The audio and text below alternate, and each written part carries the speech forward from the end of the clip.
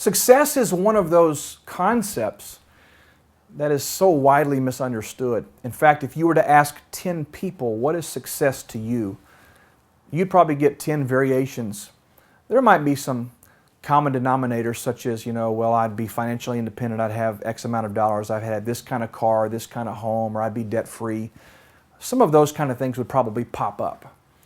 But true success is about living the life that God created you to live. True success is about becoming 100% of what it is your capacity and your potential is. In other words, if you have the potential to be a massive business owner and make millions of dollars and provide income and employment for thousands of people, if you have that capacity, that seed is in you, then that's your potential. And success will be measured by how close you come to maximizing your potential.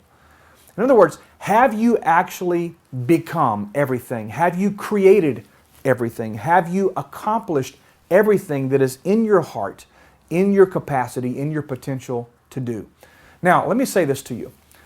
Every one of us are predestined, and by that I simply mean that before we were created, before we were ever arrived on the scene physically, I believe that God had predetermined what our capacity is, what our potential is, and what our destiny is.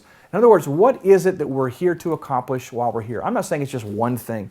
I've talked before about the one thing principle, and I do believe that focus and clarity is paramount to our success.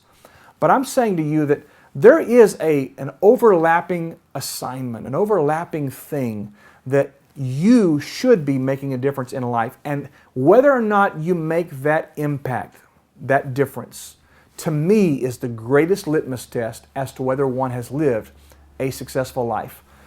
I've heard many stories like I'm about to tell you, but let's just put it out there like this. A man is laying on his deathbed. He's surrounded by family, maybe one or two close friends. And someone says to him, "Do you have any regrets?" And the response is, "If I had known that I would come to this point so early in my life, I would have," and fill in the blank. Success to me is coming to that point that we'll all come to when our life is over and looking back and being able to say what the Apostle Paul said: "I fought a good fight. I've kept the faith. I have finished my course." He was saying that what was given to me to accomplish, what was given to me to contribute, what was given to me to do, I did it. I got it done. I have finished. And I finished well. I finished strong. And not to wax spiritual here, but there's another picture we see in the great scriptures. It's that day when we stand before the Lord and He says to us, "Welcome. Well done, you good and faithful servant." What does that mean? I really believe that it's not about all the things we avoided as far as sin issues and a list of do's and don'ts and all the legalistic things. There's not a checklist here. I believe it's about comparing the result of our life to the script that He had determined beforehand. Did we finish? Did we finish well? That, ladies and gentlemen, to me, is the definition of living an uncommon life, because most people reach that point and they've not maximized what God put in them in the beginning.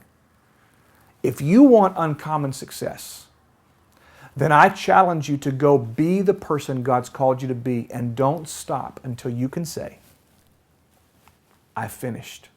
I've completed. I got it all done." My name is Brian Holmes. Thanks for joining us today. I look forward to talking to you again very, very soon.